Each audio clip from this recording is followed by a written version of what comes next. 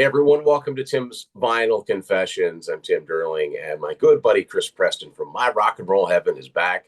And it's always a good time having Chris on here. And if I've got Chris on here, we're going to talk about something full of melody, full of guitars, probably some keyboards. And today, there could be no other person I would do this episode with, because today we are doing our top 10 Survivor songs. And Chris is the biggest Survivor fan I know. So this is going to be a lot of fun. So, Chris, once again, thanks for sitting in. Absolutely. Thanks for having me back. Like you said, I'm a massive Survivor fan. They were, Tim, I think I've told you this, they were my kind of first favorite band. Yeah. And one that I think underrated, a little bit overlooked, never got as big as some of their contemporaries, the Journeys and the Yeah. Foreigners, etc., but had a solid run, late 70s through the late 80s. And I think a lot of people who are fans of some of those AOR bands, the big guys, would really enjoy Survivor if they're not already fans. It's, like you said, melodic rock, great guitars, great vocals, harmonies, keyboards. So looking Yeah. forward to this one. Yeah, it is really a shame because people will, I think people can easily list a couple of songs at least, Sure. but I just don't think that people realize. I think if Survivor, I don't think they had to do anything different musically, but if they'd had a run of three or four really big albums in a row, I Yeah. think that might have changed things, and I think that might have put them on, Yeah. a more level footing. Because when it comes to melodic, anthemic, just feel good rock music, they're tough to beat. Agreed. You're just not gonna, you're not gonna listen to them and hopefully not feel better for it, coming out of it and say, you know what, yeah, Absolutely. it's gonna be all right. So yeah, I'm curious as to what we're gonna come up with. I think we've got we're gonna have a pretty good mix across the catalog, and hoping for some deeper cuts. I've got quite a few singles, but this is a So do band I. where the case is. There's a reason, right? There's a reason Yeah. these were picked as singles and were hits, because they're just really, really good songs. So let's get started. I will let Chris start with his number 10. All right. So Survivor's also a band that had really two distinct eras, right? When you Yep. got Dave Bickler there from the beginning through 83, had the vocal issues and had to leave the band. They didn't want to wait around for his surgery. Jimmy Jameson comes in. And when I was going through my list, I was like, man, there's so many great songs from that Bickler era. They were a different sounding band. They got a little bit more raw, a little bit more guitar-y. The keyboards came in heavy later with Nevison producing, especially on a couple albums. Yeah. But I really like both eras of the band. I love Dave Bickler's vocals. I love Jimmy. So yeah, let's get into it. So I also have a little surprise for you, Tim, in that I have most of my top 10 on 45. I So, love it. I love it. That's great. which I Yeah, knew you would. that's fantastic. Yeah. Yeah, let's hear it. So coming in at number 10 for me is the song How Much Love, which was the second single from When Seconds Count. Great album. This is the promo That's a only. promo. Yeah, when you see Yeah, a white label like that, that's a promo. white label and same song on both sides, right? It's a Ooh. promo. Is Um, were they still doing mono and stereo at this point in '86 or no, no? no. This is straight stereo. Yeah, but I do have an original, I think from the Poor Man's Son is a mono and a Yeah. stereo that I I don't got. know what point that lasted longer than anybody would have thought it was. Maybe it was for AM. It might have been It must have been. for AM stations, but Must yeah. have been. Yeah. So this song is one of my favorites. Obviously, it hits number 10. It didn't chart as high as you might think. It was number 51 on the Billboard Hot 100, spent 9 weeks on the chart. But a great song that is a prime example of what we'll encounter on this list of the strength of Frankie Sullivan and Jim Peterick's songwriting. Yeah. Um, great hooks. The keyboards on this album, When Seconds Count, and the predecessor, Vital Signs, just fit so well into everything that they did. Think they've aged well. Yeah. They've aged well. A lot of Yeah. those heavy keyboard albums from the mid 80s have not. And some of Nevison's work Mm, hasn't aged particularly. yeah. Yeah, I agree. And fortunately, Jim Peterick never used the French horn patch. He never had Yeah, a that's never been in any of the songs. exactly. But this is one that that I go back to fairly frequently. It's definitely on my Survivor kind of favorite playlist, and I don't remember a video being made for this one. And I did note that Survivor in this era in Canada didn't get a lot of play on much music. They were big on MTV. These Yeah. were big on MTV, but it was hard, other than maybe one of the other songs we'll talk about later on my list. They didn't get a ton of video play on much music. Yeah, I think that REO or REO, wow, There you go. There. Survivor, but there were a few bands that were very US centric and probably didn't come up here and tour all that much, which I don't think probably they did didn't, either. even, at a certain point, even if you look at, say, from around this time, if you look at Journey singles from Raised on Radio, none of them charted that high up here. You got to come up and pay attention to the country a little bit. Yep. Agreed. And as Agreed. big a band as they were. How Much Love is a fantastic song. I will say this, and I thought this from the first time that I heard it. It's a little close to another song that we're going to be talking about. You are It correct. sounds a little bit like the label said, give us another one of those. But it Yes. is a great song on its own. And Jimmy Jamison, that guy, I miss that guy. Like he had this pure, fantastic voice that there was no denying he was singing rock, but it was just so commanding and so good and so perfect. His Uh, range, his high notes, that like yeah. some of these songs where he hit like in a couple of these ones we'll talk about on my list later. Oh my God, like his range, his power, and just And he that. made it sound effortless. Yes, Yes. exactly. Legend. Sorely That's my missed. number 10. How Much Love from When Seconds Count. Awesome. Okay, so my number 10, always been a favorite song of mine since I first heard it. And true story, before I actually bought any of Survivor's albums, believe it or not, I played drums in a little band. We literally played one public gig, right? Oh But yeah. it kind of started off as a joke, but we started to do "I the Tiger," and Mm, it was fun. It was undoubtedly fun to play. Our guitarist just started going jingle jingle jingle, like that, and we just fell into it. And I was like, yeah, why not? Let's do it. Why not? absolutely. This is like '96. Who was adding Survivor songs into their set list in '96? Oh, So some one of us got a hold of the record. But where I'm uh, going with this is that we let it play, and the second song on the Eye of the Tiger record became one of my favorites right away, and that's "Feels Like Love." great one. I think that's a dynamite song, and it's the Dave Bickler era, and yeah, "Feels Like Love." It's fast, it's rocking, but it's up tempo. It just makes you feel good when you hear it. Especially it gets to that end, and it's Bickler just like, come on, like it's just perfect. It's great. There's a lot of songs on that album, like you said, that like when I first bought that album, I don't think I listened to anything past Eye of the Tiger for the first, like I just Yeah, picked up the needle, dropped it, but like American Heartbeat, yeah, Children of the Night, I love. There's a lot of great songs on the album, but that's a great choice. Great choice. yeah. Good deep cut. So you're number 9. Number 9, and we're continuing another one from the Jameson era. This was a single from Vital Signs, their first album with Jimmy, and I love it. I love how it builds.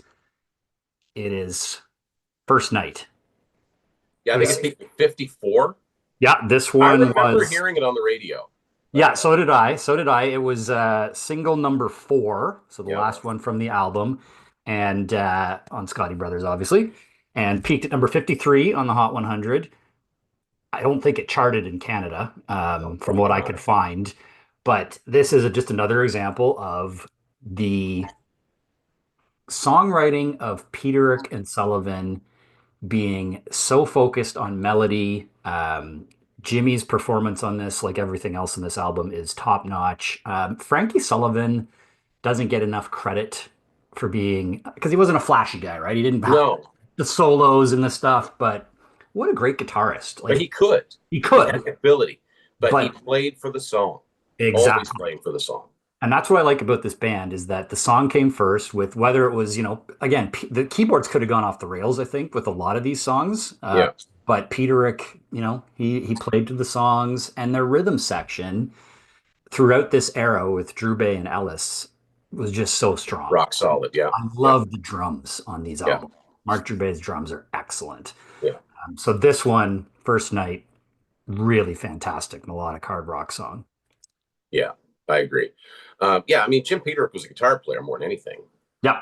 I think if he'd had his way, he'd have played more guitar in Survivor. But that, that's the whole story of he and Yeah. Frankie butting heads eventually. But And but he I didn't realize that Bickler was the keyboard guy on the first album for the most part.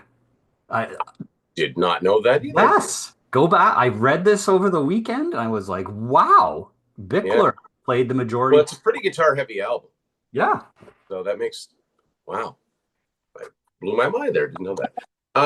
Number nine, I didn't want to ignore any errors, but I didn't want to put something in just for the sake of it. But at the same Exactly. time, I listened to this album and it just makes me wish there was more.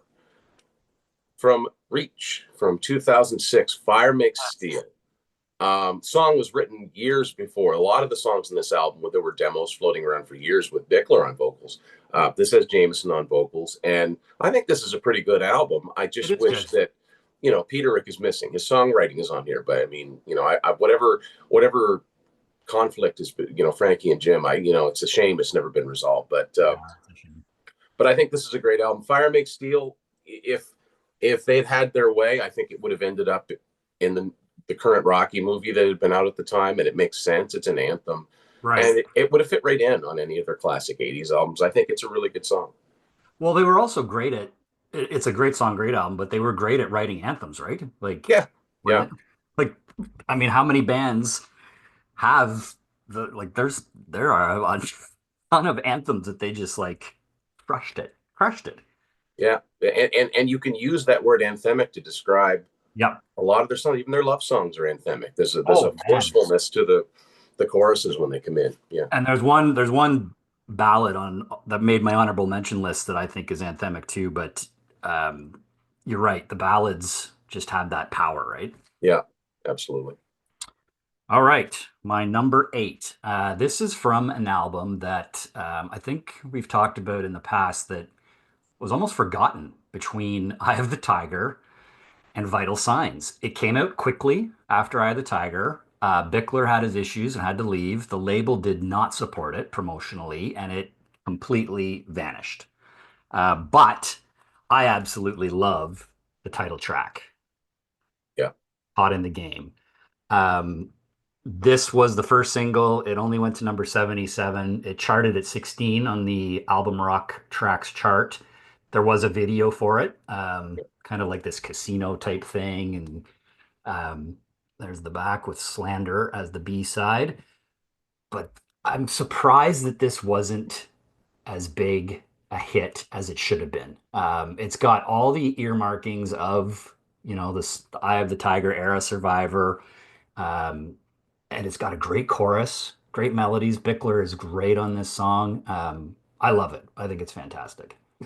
I don't get I it. I'm hard pressed to come up with to think of another example where a band was coming off of a number one song, huge worldwide Right. hit from a huge movie, one that would go on to just become pop culture, a platinum album, and just died on the vine. Yeah. I can't think of another example. I could think of an example where a band would go from, say, having a double platinum album to a gold album and then Yeah. start to decline. But I've never heard of anything this quick, and I've also never heard of a band rebounding the way that Survivor did. Because usually that's it. You get one shot and it's over, right? But yeah, Absolutely. Good point. Very good point. your timing is interesting. We did Yeah. not talk about this, but my number eight is a song that I just think is fantastic. The B side of Caught in the Game, which is Slander. I think Slander Awesome. is an incredible rocking song. It It's is. it's slow, it's moody, it builds, it's got some great. I mean, Frankie was the only guitar player, but it's got some great twin leads obviously some overdubbing going on, but I love the midsection. It gets a little complicated where it stops up and do do do ding do ding do ding do do, and then the drums come in, but you don't know exactly where they're going to come back in, and then it's back into the chorus. Kevin Cronin on background vocals is just the right touch, just singing Slander over and over again. Bickler sounds great on it. Yeah, he had vocal nodes, and that was it for a while. He did come back, but yeah, I mean, I think that it might not have made for a good single, but it might have made for like a third or fourth single if they'd have, Right. if Scotty Brothers CBS had promoted this album. But yeah, I've just that when I first heard the Caught in the Game album, that song always stuck out to me. It's like this is really really cool. Caught in the Game's a great song too, but Yes. Slander, that's I just really like that one. So that's my number 8.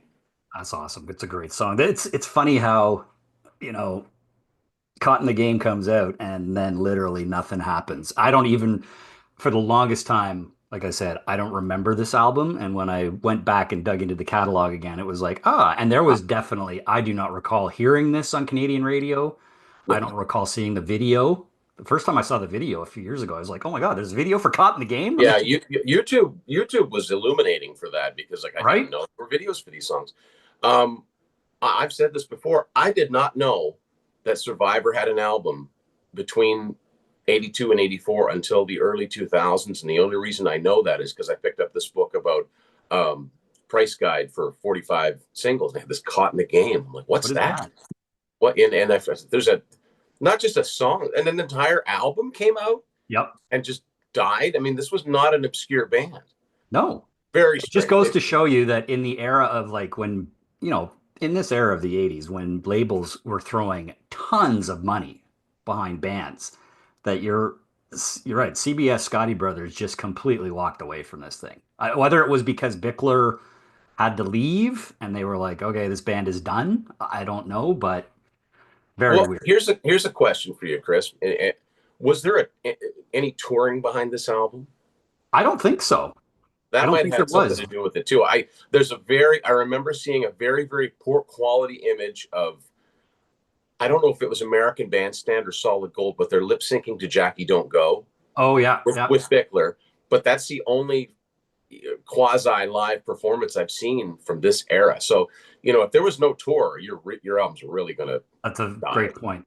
Yeah, Yeah, and he I think left shortly after this came out, right? So there yeah. was, you're right. I don't think there was a tour. So and good point. and I think that's another thing that hurt them in the long run because they never quite ascended to that headlining status.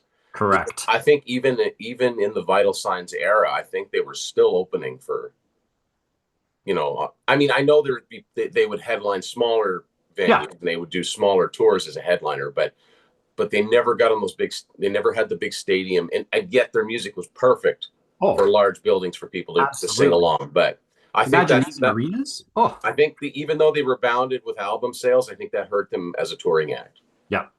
I agree with you 100%. Um, number seven for me. Yeah, Yep. number seven. So this is a song from, I think I have the album here. Yeah, I do. Song from this 1988 gem, Yep. Too Hot to Sleep, where they were down to a three-piece. It's a song that was not a single, but I still to this day don't understand why it wasn't. It's Desperate Dreams, which is my favorite song on this album. Again, a shining example of the songwriting skills, pure melodic rock, amazing performance from Jimmy Jamison. I love the drums on this album and on this song, courtesy of Mr. Mickey Curry. Yeah. Yeah.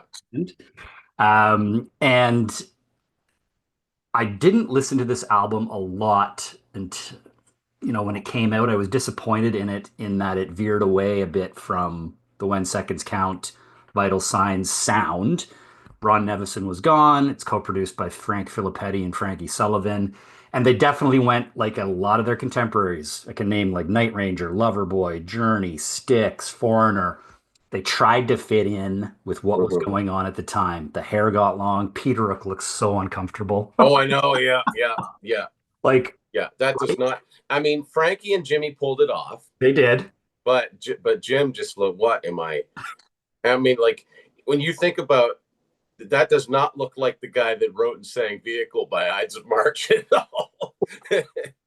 People forget how So far back he went.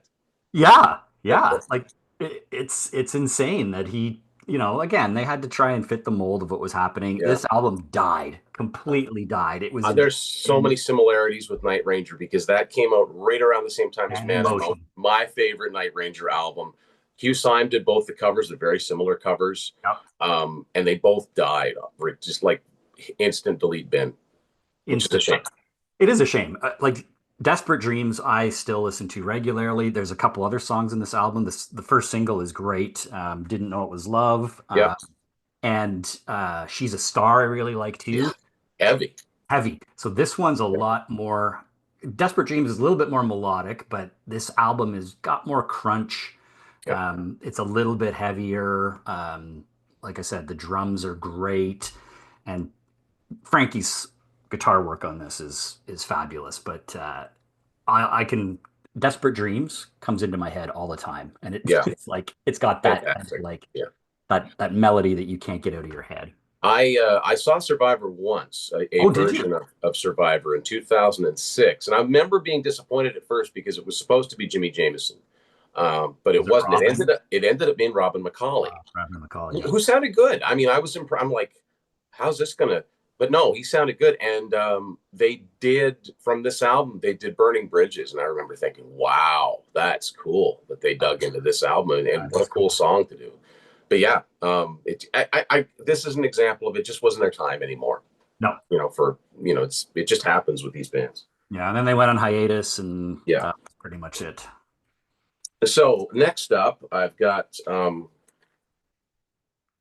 a fantastic song from a great album, and I think it speaks to the strength of the album that it's the very last song in the album. I still think it's every bit as strong as what came before, and that is "Can't Let You Go" from Oh, When Seconds it's so Count. I funny. think that is just a fantastic.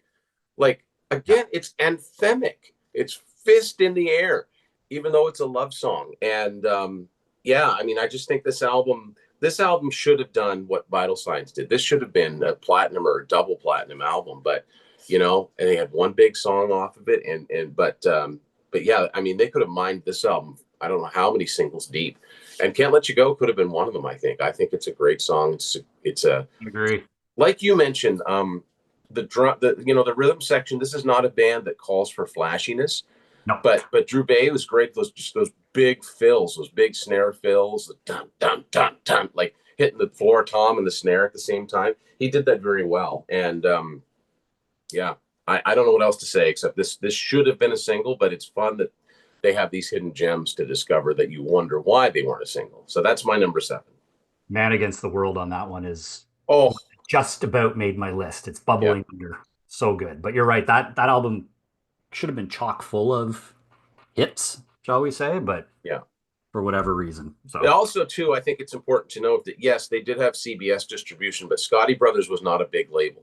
They bounced back and forth between distributors. I exactly. mean, originally it was Atlantic, then it was BMG, and then it was Volcano or whatever. So they kind of, except for Weird Al, That's Survivor right. were probably the second best known Yep. act on that label. But yeah, it's the one good thing about it is that their albums have never been out of print. They've always been able to reprint them in some way or another. But Thankfully. yeah, So my number six is the first single from the album you just referred to, When Seconds Count, and that's classic yeah, Survivor, Is This Love? This one was their fifth and last top 10 single in the US. It did go to number nine on the Hot 100. yeah. Um, when it came out, I loved Vital Signs, and I was so excited when Seconds Count came out, and that this was the first single. I loved it. Again, another great performance from Jimmy Jameson. Great chorus. The keyboards are, signature Jim Peterick, and like we mentioned off the top, Ron Nevison's production on this song and this album has aged well. Yeah, I think that it has to have something to do with Peter and Sullivan being pretty strong personalities. Yeah, Um, because they kind of called the shots, I think. And that's why, yeah, it sounds like a Nevison production, but it's not quite as smothering as, say, the Hard album or Bad Animals, or Crazy Nights, or, Ron Nevison had a very, very distinctive sound. I mean, even if you listen to Ozzy's Ultimate Sin album, that doesn't sound like any other Ozzy album. It's very, very, very, very airbrushed. Yes, that's a good word for it. Yeah. Like he had like you talked about. I love the Hard 85 album, but that has a very distinct, very slick, right? Like it It's a is. very gauzy album. Like everything's Yes. kind of in one channel, right? Your Yeah. guitar, keyboard, whatever, vocals. It worked, and it was a sound that radio was receptive to. But Absolutely. in the harsh light of reality, and you listen back, and it just sounds dated. But I don't. I think that the Survivor albums they still sound really good. They still sound really high fidelity and easy to listen to. Yeah, I completely agree with you. They've aged very well. So my number six is the first really big hit that I'm going to talk about. It's really hard not to talk about the big hits because they were so good.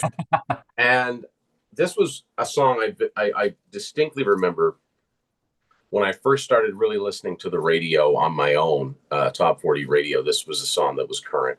And I'm talking about High on You from Oh, Vital Signs. I mean, it's an irresistible, it's ear candy.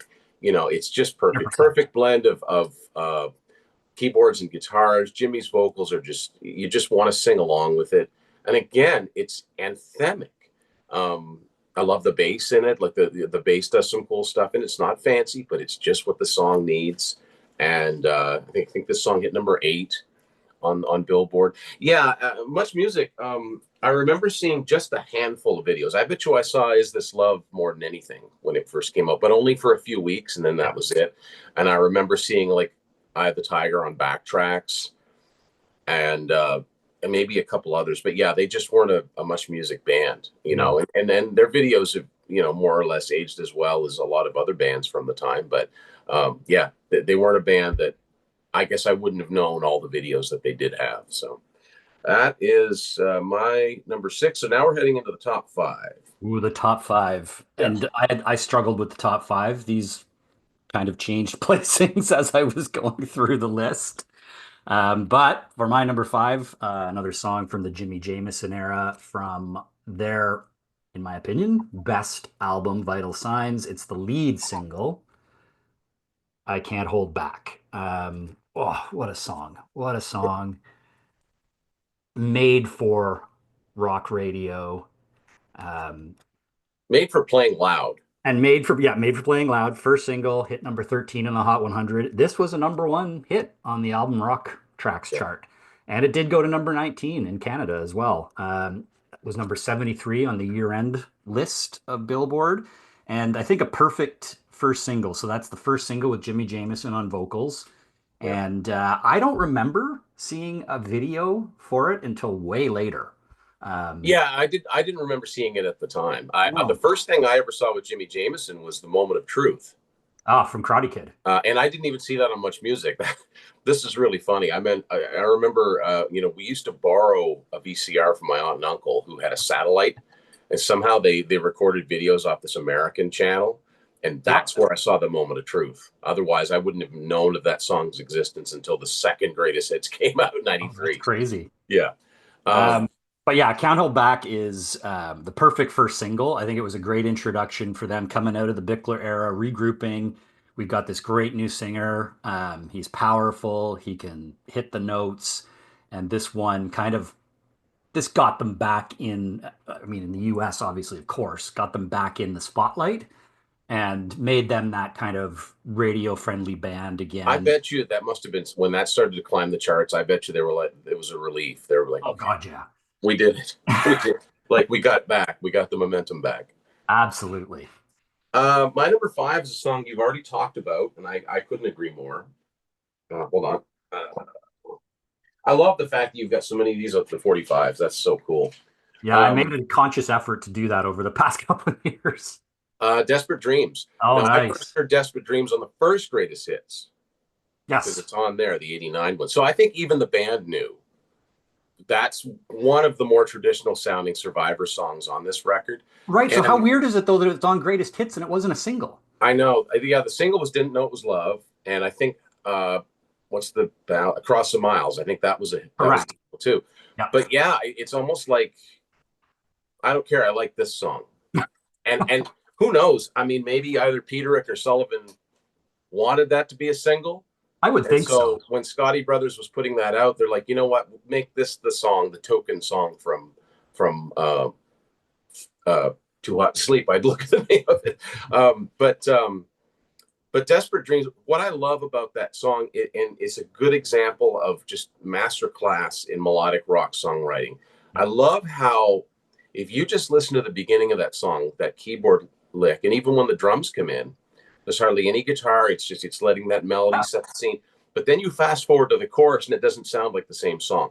I love how it gets from point A to B. And another song that I think does that so well is Feel It Again from Honeymoon Suite. You listen to the beginning of that Oh, song and then jump to the absolutely. chorus. It's like, how did we get here? But Yep. it's so natural and it doesn't sound forced. That's just perfect songwriting to me. And yeah, and I think Survivor, there's examples of that throughout their Yeah. discography, right? They were That's one that always sticks out to me because it's so different than how, there's so many little songwriting methods and tricks that you can use. But to be able to make a song go through movements and keep the listener interested so that by the time it gets to the chorus, all of that hard work pays off. they're And you've so got a chorus that you can't get out of your head. And then just like that, it goes back into the beginning part for the verses. It's so good. exactly. Yeah. Okay, you want to talk? We were talking a lot about anthems. Yes. You want to talk anthems? This is probably up there in the top five of all time anthems, and it's from Rocky Four, Mm-hmm. the classic "Burning Heart." Like, if you, man, you can't get more anthem than this, except for maybe one or two other songs. Commissioned by Stallone again after the Yeah. success of another song from a previous Rocky film. They wrote what was going on at the time, right? Cold War Oh, stuff. yeah. They Yeah. tied in all of the battle of the East versus the West, as the lyric says in Yeah. the song. And every time I hear this song, this is a great example of how soundtracks in the 80s were so tied to the stories of the movies that they were in. I can't not think of Rocky 4 when I hear this song. And I associate Rocky Four with Survivor. Like Yeah. it's just it's genius. It's genius songwriting. It's perfect placement in the film when when they're going through all the stuff in the movie and getting ready and for the fight and all that stuff. It's great video. This is probably one of their better videos with the Yeah. This is one, you know what? As big as this song was, I don't remember seeing the video to this. No? Nope. Oh, Nope. interesting. It was a huge hit. Number Yeah. two on the Yeah. Hot 100. Biggest hit with Jimmy. Number 14 in Canada, number 11 on the rock chart, but it went to number one in a bunch of other countries. It was the number eight song of the year on the Hot 100. Yeah. So massive, massive hit. Massive hit. Love And it. yeah, and that kind of solidified the fact that they were back. And again, it's just a shame they couldn't keep that going forward. I know. I've got much more to say about that. Yes, I know you do. Yeah. Next one is another song that I first heard via the initial Greatest Hits album. I'd never heard it before, and that is "Poor Man's Son" Oh, it's a great song. from Premonition, the second album. And this was their first top 40 hit, peaked at 33. And like, there are a lot of songs like Jane, Jefferson Starship, Oh, Toto, Hold the Line, Fantasy, Aldo Nova, where you've got that blend. You've got a keyboard going dun, dun, dun, dun, dun, and you've got the guitar chords underneath it. And I'm such a sucker for those types of songs, and it pretty much works every time. Not that this is a rip off of any of those songs, but it's just got that combination. I love that the drums sound totally unique on this album. yeah. It's a great raw sound. Apparently, they recorded this at Daryl Dragon's Oh, studio. And Peter has said there was one song they recorded in the hallway and one they recorded in the kitchen. And but yeah, Poor Man's Son is just, it's a good showcase for Bickler. Uh, love the solo, love Frankie's solo in it, and I love the sustained, Poor Man's Son, like the sustained notes at the end. And it's just a simple thing, but when the drums go from hitting the hi-hat to hitting the ride cymbal at the end. It's just perfect. Obviously I think it should have done better on the charts, but apparently it did something Yes, we know what happened, because right? the story has it. This is the song that Stallone heard Yep, and said, exactly. I want that band to Exactly. he knew. It's like somehow he knew this they could come up with just the right thing.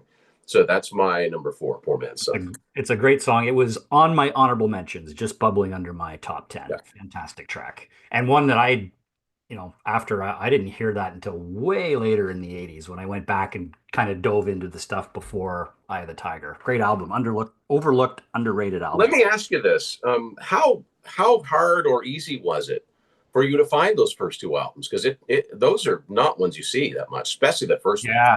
So the first one was very hard to find, very hard to find. And I have two copies because I bought one that was sealed. And then I just happened to find one online that I wanted one to play. Yeah, yeah. So I bought two, but it took me a long time. I've never seen you see Eye of the Tiger out there in the wild. I see Eye of the Tiger, Vital Signs, and When Seconds Count That's quite it. a lot. That's it. But I've the never other seen ones, anything before or after. no. And I love the first album and the second album. The covers are great, but extremely difficult to find. So if you get it out there, people find it. And hard to find on cassette too. I've got the cassettes, and Yeah, that's you and I found the first one on cassette right around the same right. time. And Remember that? which makes me wonder, like, was this album ever reissued on CBS, like when Scotty Brothers switched their distributors? I don't know. I It don't have the was. answer to that. I don't think it was. No. Which is surprising considering how big Eye of the Tiger was that it didn't happen right then. Um, Exactly. and Weird. I've never seen a copy of Premonition on Atlantic distribution, so it must have been right on the cusp of the distributor switch. Right. Also, I have to mention this, even though it was 79 and 81, I've never seen either of those albums on 8-track, which 8-tracks were still regularly being made on retail. So I wanted to ask you about that because I have been looking Yeah. for I those. don't know. I mean, I can't imagine, especially the first one. There's no reason why a brand new band they wouldn't have just made it as a manner of speaking. Like, this is what we do when a new album comes out. We put it out on 8-track, cassette, and record. But I've never heard tell of one. Now, granted, you think about how long it took us to even find a cassette of it. There'd be so few of them floating around. But Right. I wonder if yeah, it was a I've Scotty Brothers thing. yeah, Maybe. you and I both have the Eye of the Tiger. I actually managed to get a Caught in the Game, Oh, and I think that's it, which is weird because CBS owned Columbia House. So you think Vital Signs and When Seconds Count would be a no-brainer. And again, I know we're getting off track here, but maybe they have been, but I can't say for sure until I see it until I yeah. see a I've picture. never seen it. I'm Yeah, I'm I'm a doubting Thomas until I see a picture. But yeah, I agree with anyway, you. we're way off track. So Way off track. let's get back on track. Back on track with my number three. This might be one of might be I'm gonna say my top two ballads of all time, and this is from Vital Signs. Um, it's I think if you're gonna teach a class on writing an anthemic ballad, you might use this song as the blueprint. Yeah. Yeah. It's The Search Is Over, and it was the third single from Vital Signs. Big hit, number 4 on the Hot 100. It spent 4 weeks at number one on the AC chart, which was awesome.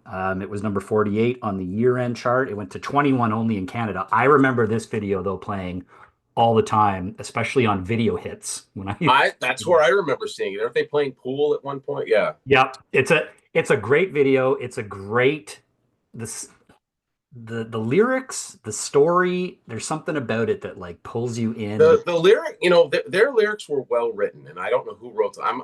I tend to think Peter had I probably wrote think most so. of the lyrics, Yeah. but they meant something, you know. Exactly. And Exactly. they rang true.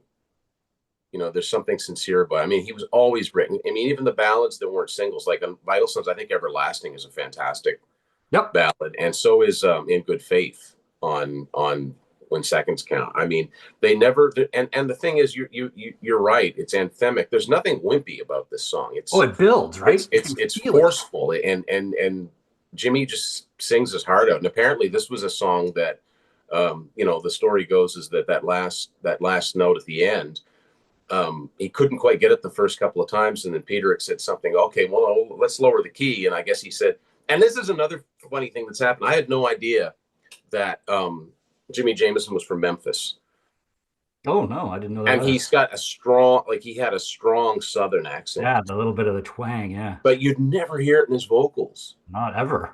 But apparently Peter said, "Oh, we'll lower the key." And he's like, "Hey, man, give a brother half a chance." And he goes back in. Of course, he nails it. Yeah, So that's a good. great interview with Peter Rick when he talks. Yeah, But that song is, you know what? It's one that, a lot of ballads from the 80s have not aged well. There's a lot of cheese. yeah. They just, but this one has that kind of everlasting impact that when I hear it, I still love it. And it's the power of the lyrics, Jimmy's performance, the way it builds, and like you said, that note that he hits. God, it's just a masterclass in songwriting, in performing. Absolutely fantastic. There was so much great music that came out during that time. I think, it's hard to pinpoint individual bands, but when you look back, you go, not only was that good, that was exceptional. Exactly. Like that there's something elevated. There's a certain amount of excellence here. Yeah. This isn't just the next single. This was, they put the time, there was time put into it. So, yeah, good choice. My number three is a song that Chris has already mentioned. The lead off single from When Seconds Count is This Love. I just think this is a perfect piece of songwriting. I remember, when as soon as that, and again, I think that Peter Rick made good choices as far as what he may have had a melody, might have written these songs on piano or something, but to bring him over to a Yeah. synthesizer, I like the choices he made for synthesizer sounds because you could really ruin a song by not Oh, having the right keyboard patch, I call it, the preset or whatever, and because there's weight behind it, yeah. and you're into it, and the simplest of things, like you dun, dun, and then when it comes back, dun, dun, dun, dun, dun, dun, it just like the vocal hasn't even started. You're like, I'm in. What do you got? Exactly. And in Frankie's guitar is very understated in this song, but I love that line he plays at the end, like da da da da da da da, like it's not complicated at all, but it's just right. Tailor made for top 40 radio, Oh, and perfect. Jimmy's vocal, especially when it ascends, the key goes up in the Yes. last chorus. I've said this before. It's pretty hard not to sing along with songs like, the best of the Survivor songs. But you can't not. I don't know how he sings the word love in key because it's is this love, like it's Yeah. so much higher. Yeah. It's just so good. Very unique. Yeah, what a it's a strange melody line. It is. It Um, really it is. but it sounds easy on the ears, but it's like you try and sing that. Yeah. That's a weird interval or whatever you want to call it. But yeah, great song. I'm glad it was a big hit. It was their last big hit, but they went out with a bang with a top 10 single. And again, number nine, but I'm trying to think what might have been above it. That was, sometimes you just had weeks where the chart was just so full of great songs that Yeah. things Absolutely. could only get so far, right? Well, Yeah, when you look at Burning Heart, was kept out of the number one spot by That's What Friends Are For. Ugh. yeah. So you weren't gonna. That's like We Are the World. You're not gonna topple. You're just. Well, or it's like when Michael Jackson, all the Thriller singles were hitting. Yeah. It's like Forget I'm it. gonna I'm gonna I'm gonna be happy with my number two. Yep. Totally. I'll take it. Yeah. Speaking of number two, you're number Number two. two. I had a hard time. Number one and two could be, depending when you asked me, I'd interchange them. This was um, the second single from Vital Signs, and you had already mentioned it. It's Yep. High. Yep. This is such a great song. My God. Um, it was a hit. It was number 8 on the Hot 100. It reached number 8 on the album Rock Tracks chart. Good video too. It's it is a earworm. I think you said it's ear Yeah, candy, earworm. You can't get it out of your head. You mentioned Peteric's choice of synthesizer sounds, right? yeah, This has, in my opinion, one of the best synthesizer yeah. sounds of the era for sure. And I think that's what really made them stand apart from the other Nevison productions, like where on like Kiss Crazy Nights, it was just so overloaded with Well, if you unnecessary. listen to a song like "My Way" from Crazy Nights, it doesn't sound like Kiss. It sounds, No. it's yeah, So, but the sounds that are on this song, yeah, from the guitar work to the drums, the bass, the vocals, the keyboards, they work so beautifully together. They're so intertwined in each other. And it is another example of anthemic yeah, songwriting. Can you imagine hearing this in an arena? yeah. I mean, it's Holy hell. and they did that so many times. Like they could have a set worth of these types of songs, Yeah. and the production's great. I mean, yeah, it's a great mix. Like I was talking with Poor Man's Son, such a great mix of guitar and keyboards. You're into the dun, dun, dun, and all of a sudden, boom, boom, dun, like the guitar and the drums kick in, and boom, boom, boom, boom, like just those great big drum fills that are not complicated but just fit the song. Steady bass line, doom, doom, doom, doom, doom, doom, doom, like just the eighth notes. It's fantastic, And and it's a song that when it comes on, I crank yeah, it up and you sing along. yeah, yeah. Like so many of their songs, but Yes, absolutely. And we're going to stick with that album and another song you've already mentioned. I Can't Hold Back. yep, I mean, to me, this is just a perfect song. They have a lot of what I would call perfect songs. Like, I wouldn't change a thing about them. I agreed. love how it kind of comes in unassuming with that really great acoustic guitar, Oh, um, the beginning's so great. the acoustic and the piano, and then the lyrics. Like, there's a story in my eyes. It's like that's not your typical pop lyric. No. It just you're in. And I love the fact that and it's funny, the song's called I Can Hold Back, but they do hold back. They save that chorus. They save that chorus for just this song has like three choruses. Like what's the chorus of this? I can feel you tremble. That would be a good chorus for any other band, but no, Oh, that's the bridge. And then when they finally do get into the chorus, they only do it once, and they take a little break, and then another part of the song that you've never heard, another shooting star goes by. That's a different melody. Dun, dun, dun, dun, dun, right back into the chorus. It's just so good. Um, Number 13 seems low for a song like, to me. This should have hit the top 10, but again, like, yeah, they were just coming back. 84, Yeah, 1984 was such an amazing year that I can't imagine. exactly. It could have been like we had 13 number ones this week. It's just this is where they fell. Yeah. But yeah, a great song. This is other than Moment of Truth. This might have been the first Survivor song that I remember hearing when it first came out. Ah, okay. I remember Eye of the Tiger, but I remember Eye of the Tiger mostly because it was on one of the Mini Plops albums at the time. I bet you I heard that version a good 2 years Yeah, we had before I those. heard the Survivor version. So yeah, that's my number two. So yeah, here we are, Here and we are. Hmm. what could it be? Head scratcher.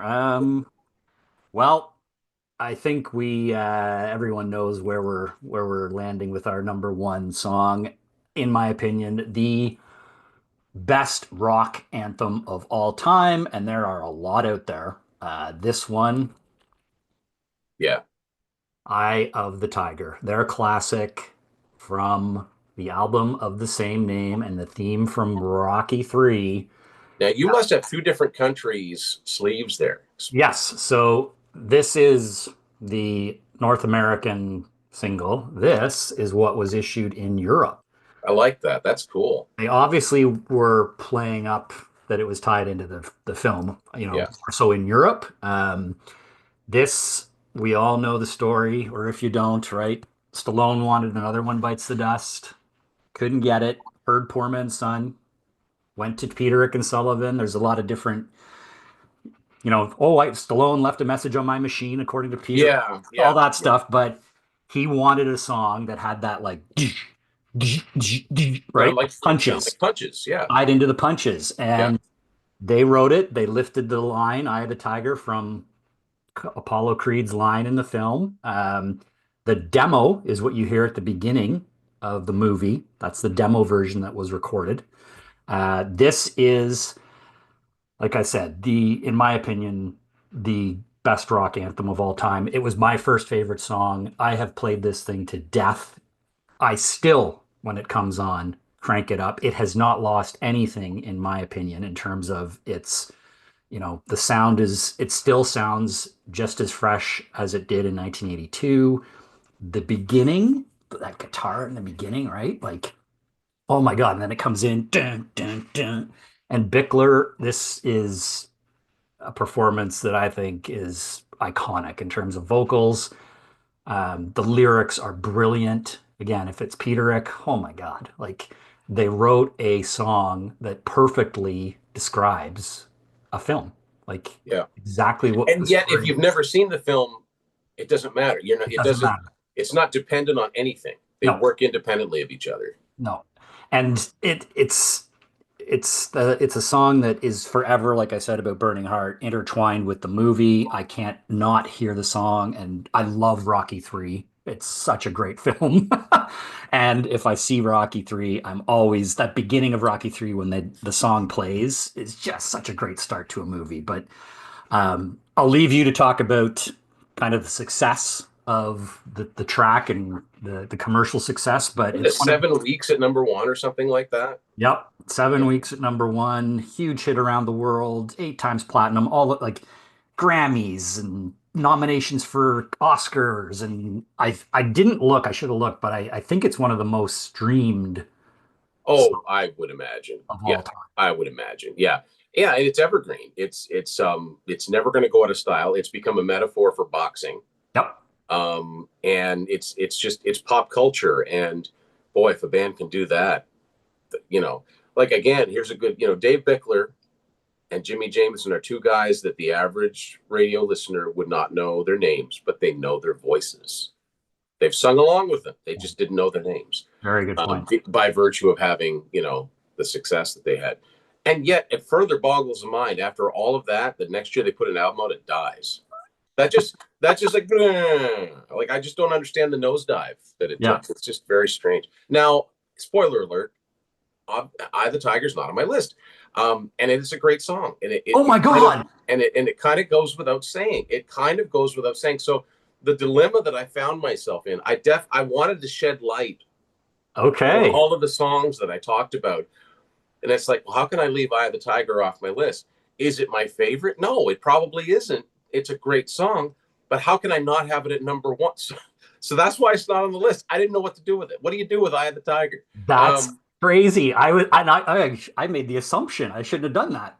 no, oh, you were onto something. You were onto something. Okay. Okay. Because, and maybe it's because, it probably is because I heard, I don't know. Sometimes when you remember something when it first came out and really being into it, that really sticks to you because I was a little bit too young when "Eye of the Tiger" first came out.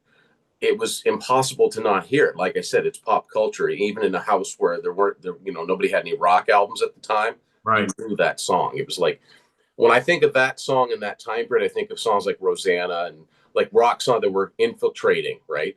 That Yes. were making their way in.